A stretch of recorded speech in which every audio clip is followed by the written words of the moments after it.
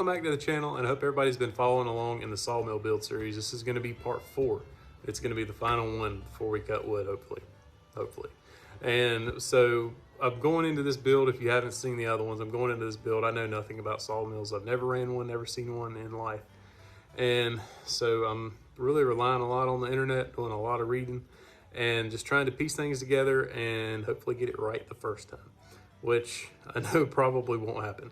But you know, that's one good thing about stuff like this. If you build it yourself, you can always go back and customize it and change anything you want to. And you know, it just is what it is. I enjoy doing it that way. I enjoy these big projects. I don't do many of them because it's been a lot of work, but I'm super excited about this one, and I'm ready to see some sawdust fly, hopefully.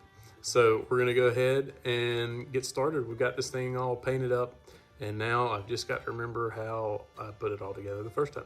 So hopefully it all goes together well, get everything wired up, and this thing will be throwing sawdust. But I hope you've already been following along in the series. I hope you've already subscribed. If you haven't, please do, and let's get started. Well, it's the next weekend, and I'm chomping at the bit to get this thing going. So I'm going ahead. It's Friday. I'm normally off on Fridays. So I'm going to spend the day and tomorrow trying to get this thing going, and hopefully by Sunday, just maybe, I can saw my first lot. We'll see how it goes. But I went ahead, I've got the motor on, got the cables on, and went ahead and got some chafing gear on those. And I went ahead and greased up the slides because it wasn't doing too good for whatever reason.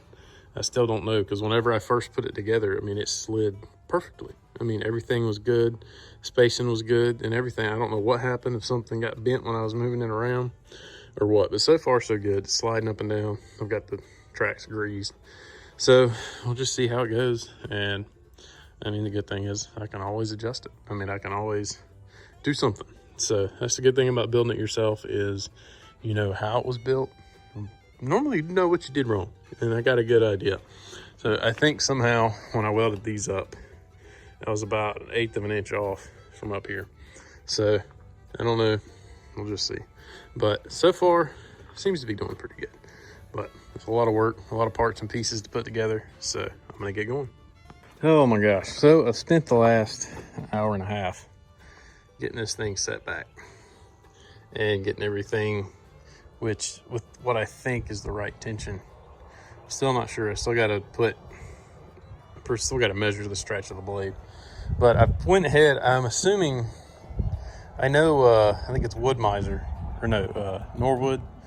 I think it's Norwood. They have a different system, but they use a little bit different thread pitch, but it's pretty close. So I went 20 foot-pounds on the tension just to get it close and get it set.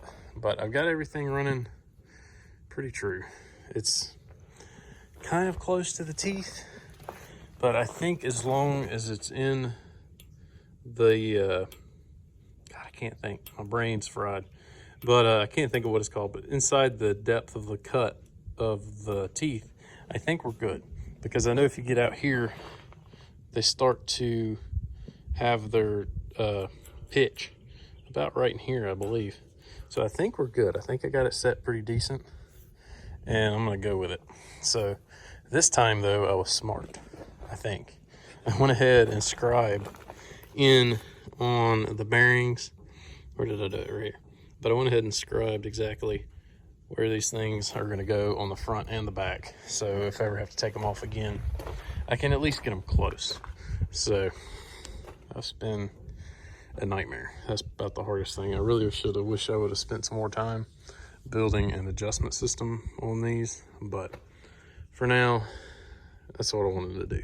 I don't really want to spend a month trying to figure out how to build an adjustment system on these things. Oh well, I've been trying to figure out exactly where these wires go, and ended up having to take this front cover off, take the screen off of the flywheel, and finally got it pretty much figured out, I believe. Well, hopefully.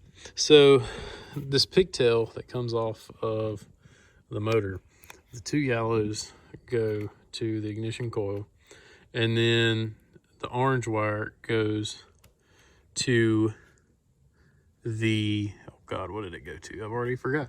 The orange wire goes to the solenoid, and then there is a big red wire that comes off here that comes off of the magneto on the back of the flywheel. So I've got all that tied in. I just stole the fuse holder off of that lawnmower, the Cub Cadet 246. And I need to get another one that's weatherproof, but for now, that'll get me through. I'm just kind of wanting to hang neat and tidy and do all the odds and ends like that later. I just want to get it running and make sure it works before I go crazy. So I got it all wired in, got it hooked to the battery, got the ground ran over to the block, and got my little switch here. And that's my kill switch, so that's on. I'm gonna hit my start button. It works. So now all I gotta do is knock that in and the motor's dead. So hopefully, and I've also wired in that little stop button in here, so I can just push that and hold it down for a second if I want to kill it as well. But I think it's good. So now I've got to get my fuel tank on and get my gas line ran, and I think the motor is going to be pretty much done as long as it still runs, which is yet to be determined. It ran when I took it off, but who knows now. You just never know with things like this, but we're getting somewhere. Well, I don't even know. Oh God. So yeah, we'll see if it works. I don't know. I was getting flustered one day, and I don't know, it was just one of those days. I was welding this thing up, and I thought I had everything pretty straight, but I did want it angled in a little bit, and then when I welded it up, it kind of ended up angling down, and I went to fix it, and I was like, well, you know, if it was to get out in the rain, that would maybe keep water from, you know, going in those holes, but I don't know. Oh Lord, we'll see what it does. I have a very good feeling I'm going to be redoing it just because I won't be able to stand it, but who knows? We'll see. Oh me, well, it's just been one of those days. So I haven't got a chance really to work on this much. I've been doing other stuff, helping people out, and it's just been one thing after another. I've just spent the last hour just trying to troubleshoot junk that, I mean, I guess is expected, but it's just one thing after another. I got the fuel tank in, put fuel in it, and I had it all zip tied up and nice and neat, and it wouldn't get fuel down here, and it just wouldn't come out. I got the line down below, I mean, right there, it was above just a little bit, and so I cut all the zip ties, got all the line down in here, and it still wouldn't flow.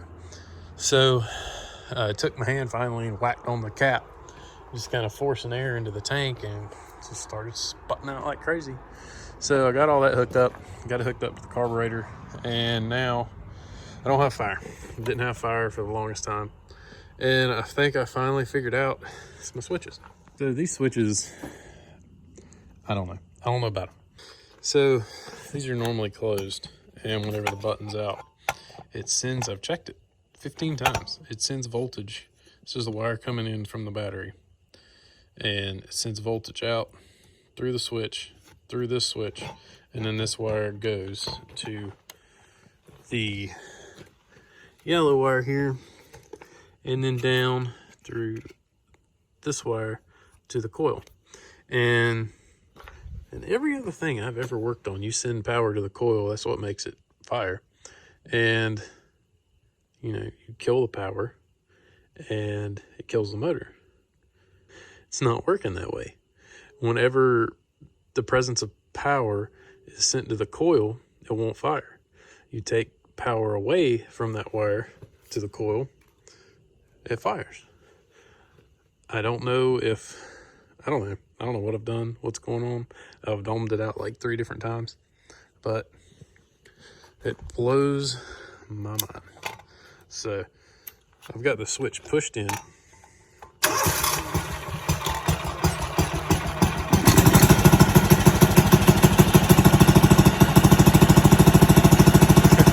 don't get it.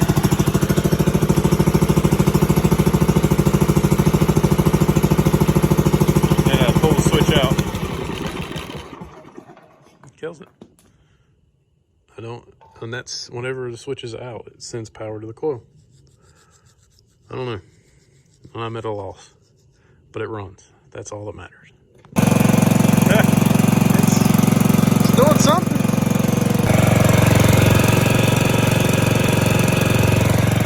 Well, that's not good. So it's just pouring oil out of this cap right here. And to be honest, I'm not 100% sure what it's for, but it doesn't, it's not coming from the crank. It's just coming from that little cover. I guess it's an inspection plate. I'm not 100% sure what it's for. I'm gonna get some star bits and pray it's just loose. It's pretty odd. I don't know. It's one thing, like I said, tonight is one thing after another. Well, I got that little cap off. Maybe this is the oil pump. But anyway, this little O-ring is apparently shot. So I gotta hope and pray I got one of those. Well, this is honestly the first time these two gasket kits have let me down. But it's just so thin.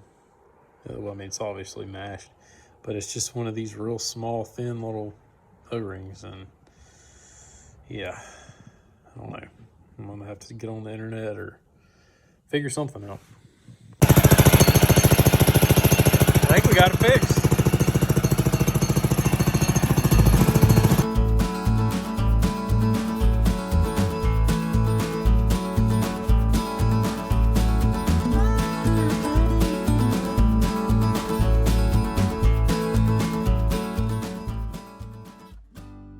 All right, well, just got the last one on. So, getting somewhere, just slowly, but what's new? And I could have spent a little more time on these things, but to be honest, I was really just over it. I was ready for it to be done. So, they're halfway decent. This needs to be, I probably need to loosen these up, move it over, square it up a little bit, because obviously that was pretty flush when I first had it all together, but maybe later. Right now, it's getting late, I'm getting tired, and I think it's just time to leave it till tomorrow, but she's starting to look like something. Pretty much a big green turd, but I'll live with it. So tomorrow, hopefully I'll be able to spend a little more time on it, get it moved over and on the track, hopefully. So I think the band tension's pretty good. I am gonna go ahead before I move it over there. I don't know. I don't even know if I wanna know. I may just go with what I've got with the tension. I was gonna try to measure it out and, you know, put a mic on it and get it exact, but I guess it'll tell me when we go in a log. I don't know. But I've still got to get the wheels put on. I left those off just because I didn't want them out here in the gravel and all that mess. So I got to get those on. And I've got to get the tensioners, or not the tensioners, but the guide wheels on and get those adjusted and everything. But I'm going to wait till I get it on the track to do all that. But we're getting somewhere. It's just slow. It's just been too much going on today. And yeah, but it is what it is. We're getting there. And hopefully tomorrow we'll have this thing running. Well, it's the next day, and I was laying in bed last night thinking and trying to rack my brain figuring this one out with the electrical, and it kind of just dawned on me, hit me like a ton of bricks. I'm thinking of this thing as like a tractor coil or a truck coil, and they work pretty much completely opposite because it generates power and you send power to it to kill it. And it's been so long since I worked on these Kohler styles, and not Kohler, it's Linmar. It's been so long, I mean, it's been years and years, and I just completely forgot. So I called my uncle up and I was like, is this the way it works? And he's like, yeah, how do you not remember that? And I was like, I don't know, I can't remember anything anymore. So we're good. I've just got to change. I need a normally open switch instead of a normally closed switch, but I think we're good to go. Got the oil changed in it, ran it a little bit last night, and I just got to get my wheels on, get this thing moved over on the track.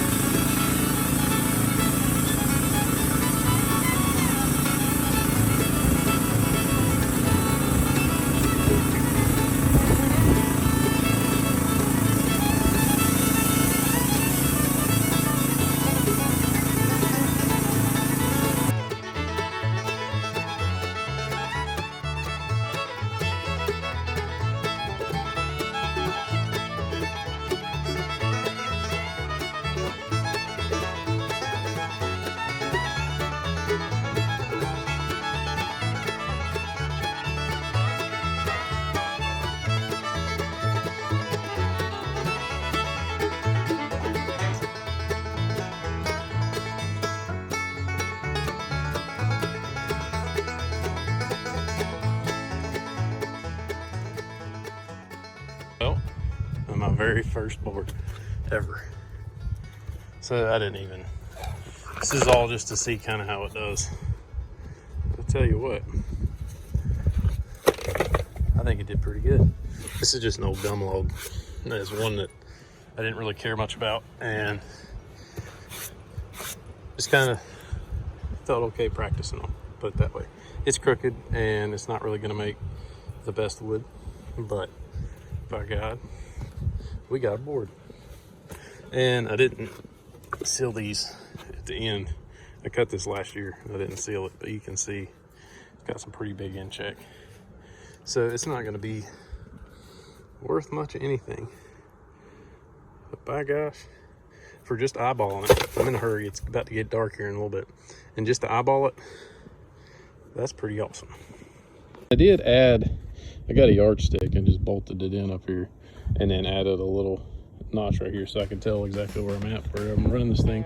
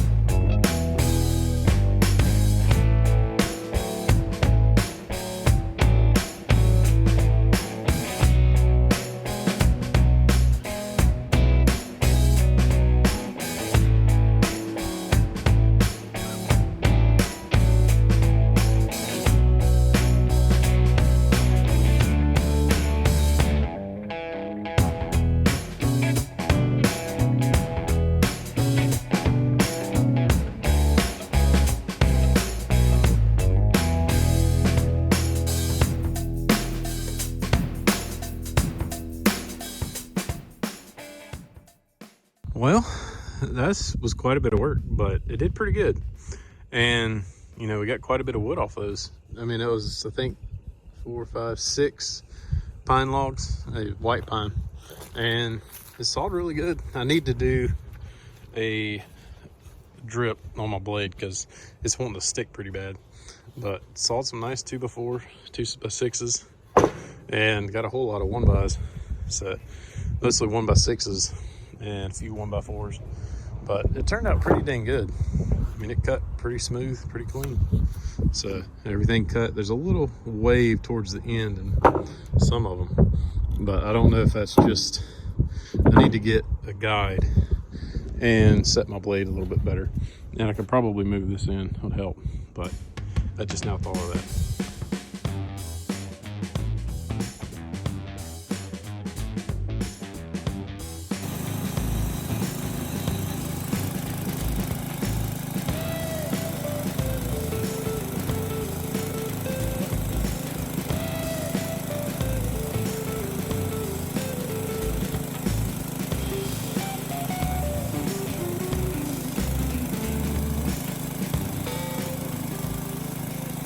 Well, the old sawmill's been doing good. As you can see, I've been doing quite a bit of sawing. And I had to do a little work to it because I messed it up. I flipped a big log on it and pretty much knocked it off everything. And that was a pain, but I got quite a bit of lumber stacked up. Now I've got a pretty good stack of white oak going, or trailers and whatnot. So that's what has really been taking a lot of time because I got to go slow on it. But it does pretty good. I don't have any complaints, that's for sure. Well, that's it for the Sawmill series, and I tried to do a little short one. And I waited quite a while before I decided to finally edit it. One, because editing has become something I don't like. And it's just, I wanted to make sure it worked and how everything worked, and I could talk kind of like I knew what I was doing. But, you know, going into this, not having a clue, it's definitely been a learning experience. And like I said, I cut my first board on this thing, and I've never ran any other ones, so I can't really compare.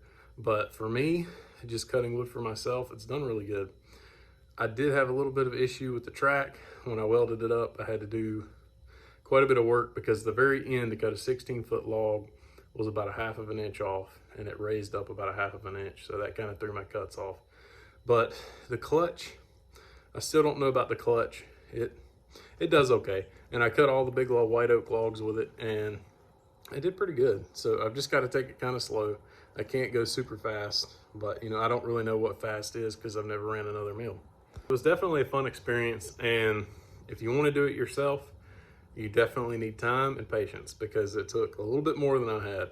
And I know going in, I knew it was going to be, you know, a pretty big undertaking, but it really was. And it took me a long time to, you know, get everything welded up, get everything figured out.